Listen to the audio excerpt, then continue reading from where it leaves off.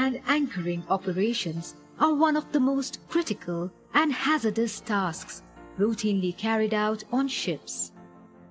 Mooring arrangements, mooring equipments, and weather conditions differ from port to port, and careful pre-planning before any mooring operation is essential.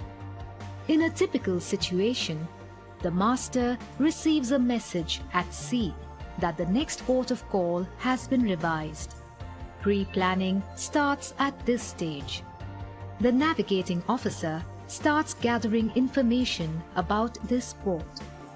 He consults various publications, like the Guide to Port Entry, which provides accurate and comprehensive information covering more than 6,000 ports, laid out in a logical sequence. Sailing directions, which are often referred to as pilots, assist the navigating officers by providing essential information on all aspects of local navigation. The master calls a pre-arrival meeting and discusses the mooring plan with the ship's officers. Port-specific information available from the vessel's previous visits to the port provides valuable information. A risk assessment of the mooring operations should be completed at regular intervals to ensure safety of personnel.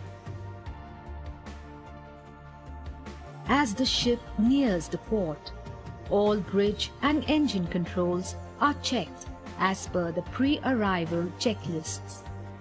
On deck, the windlass and mooring winches are tried out, brakes tested, mooring ropes checked and laid. All communication systems are tested. When a pilot is on board, mooring operations must be discussed and agreed with him before the vessel arrives at the berth.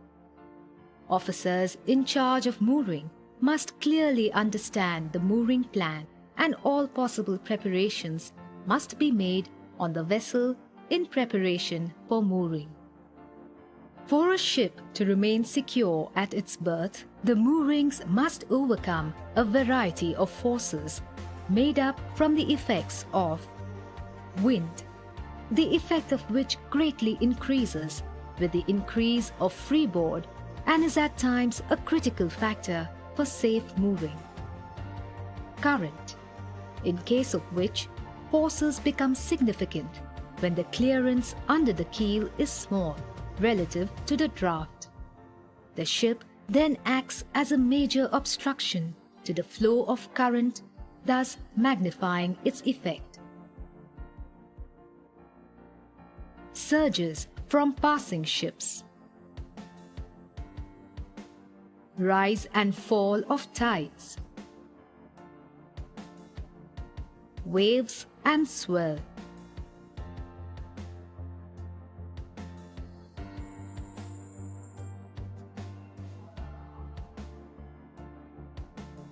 The mooring pattern must be able to cope with environmental forces from any direction. The best pattern can be achieved by splitting these forces into their transverse and fore and aft components, and then placing mooring lines as symmetrically as possible about the midship line of the ship. Breast lines provide the bulk of the transverse restraint against off-the-berth forces. Breast lines should be as much as possible at right angles to the ship's fore and aft line, and as far forward and aft as possible. Back springs provide the largest proportion of the longitudinal restraint. Spring lines should be as parallel as possible to the fore and aft line of the ship. It should be noted that spring lines provide restraint in two directions, forward and aft, and only one set of springs will be stressed at any particular moment.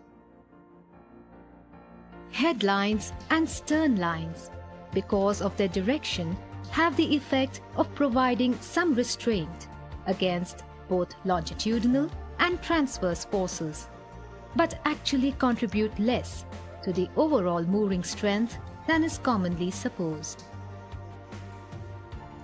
Very short lengths of line should be avoided when possible, as such lines will take a greater proportion of the total load when movement of the ship occurs.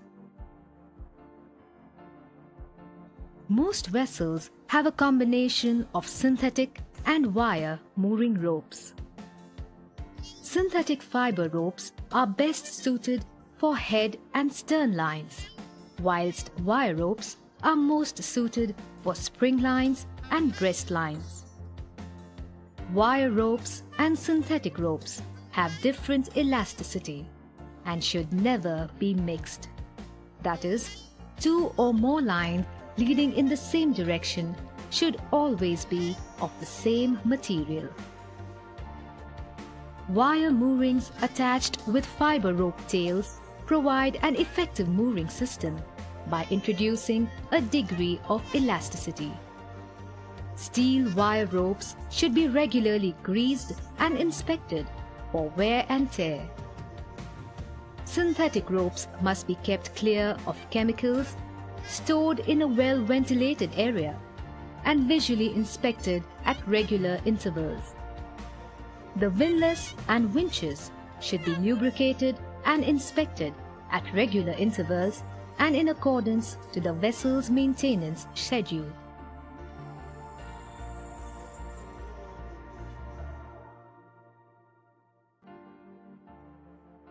Single point mooring, or SPM, is used to secure tankers for carrying out loading and unloading operations offshore. The SPM is attached to a swivel mechanism, which allows the ship to swing around the buoy in response to wind and tides.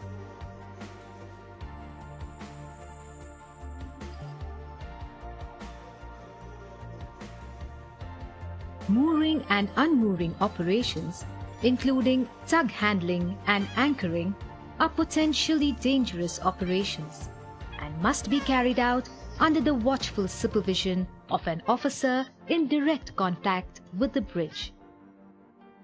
Adequate precautions, including but not limited to the following, must be taken. Always use proper personal protective equipment, including safety helmets, safety gloves, and shoes. Safety goggles are to be worn during anchoring. Stand clear of all lines under load. Keep well clear of the snapback zone. Do not step into a coil or a loop or attempt to stop a line that has taken charge with your hands or feet. Always ensure that the winch operator can see the person in charge. Operation of controls and handles must be made in a slow and deliberate movement, ensuring that the intended functions are carried out in a controlled manner. Do not leave the windlass or winches running and unattended. The mooring area should be free of litter and well lit at night.